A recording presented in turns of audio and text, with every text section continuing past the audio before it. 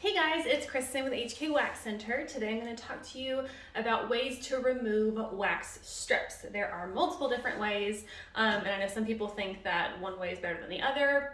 They're all the same, they're just different.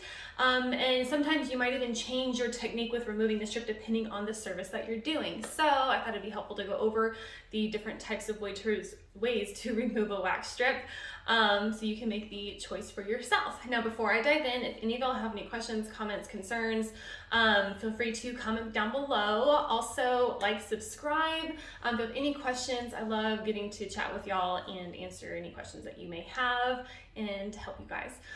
In addition to that, if you are either a licensed esthetician or cosmetologist or currently in Esty or Cosmo school and you are on Facebook, then join a wax club. It is for professionals only, but it is a really great group of people who are very kind and very willing to help anyone who needs it. So there is that. Now, ways to remove wax strips.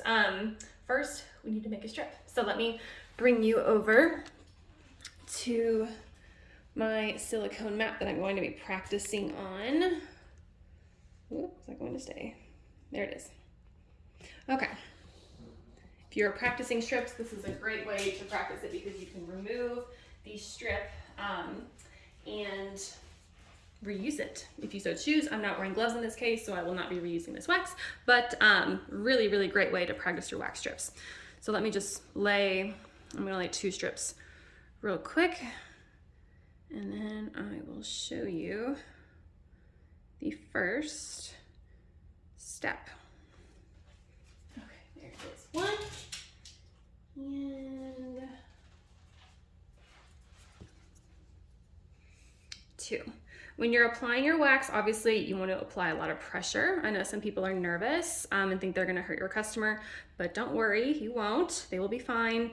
But make sure you apply pressure and you have a good lip at the end of your wax strip. The lip is this part right here. If it's all jagged, it's not gonna come up in one piece. Also, if you don't have smooth edges, it can also be really difficult for it to be removed in one piece as well. So, little tip, you have to have a good lip. Now, for this first one, it's very easy. We're basically just going to remove it. So you're going to push in the opposite direction. You're going to just grab the end and remove, just like that. Pushing in the opposite direction will create this lip to pop up a little bit so you can remove it. But again, if you don't have really smooth edges, then it can come off in multiple pieces, which is not what you want to do, and your client will be really upset with you. Okay, the second way to remove a wax strip is very similar to the first way, but slightly different. This is what I tend to do the most when waxing my clients. So I will push, same thing, in the opposite direction. I will give it a quick little flick. Only flick once, do not flick more time, because if you just keep going like this, your customer is going to hate you. But if you're good, you can flick and then pull, and they won't even realize that you flicked to get that top part up before you pull it. To them, it's gonna feel like all one piece, if that makes sense. But yeah, just a quick little flip and then pull. I like that better than the first one because sometimes if I don't flick, then I might not get a good enough grip on the strip, so it can make it more difficult. But again, you have to have a really good lip in order to do either of those two. Otherwise, it is going to be a lot more difficult. Okay, let me create 2 more strips here because I have 2 more ways to show you how to remove your wax. Again, good lip at the end, smooth edge. And then 1 more strip.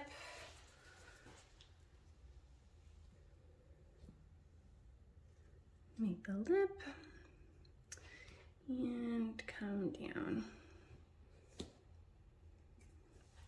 Okay, so the next way to remove a strip is actually going to be with your stick. So you'll have your stick that still has a little bit of wax on it. I'm going to use that in order to remove it. So basically, I am going to use the part that has the more wax on it, stick that, to the edge of the stick and then remove it that way. Well, I didn't obviously let it dry quite as much as I should have, but when you do that, that will easily allow it to remove all of, or that strip.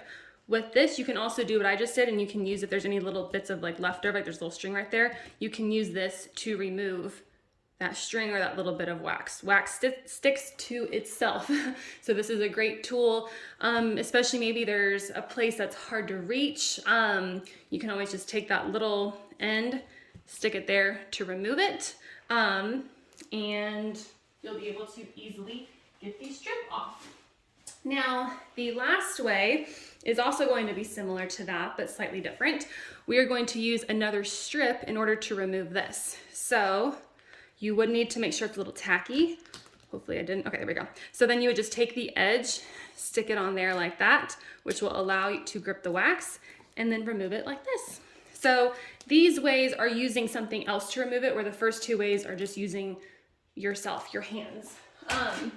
Again, there is no perfect way. Everyone might have their own preference, and that's fine. Like for me, like I said, I like to do a quick little flick and then pull, but I know some people that almost always use another strip in order to remove it. So try it out, see what works best for you, and then let me know what you guys find out. Thank you for watching. I'll see you next time.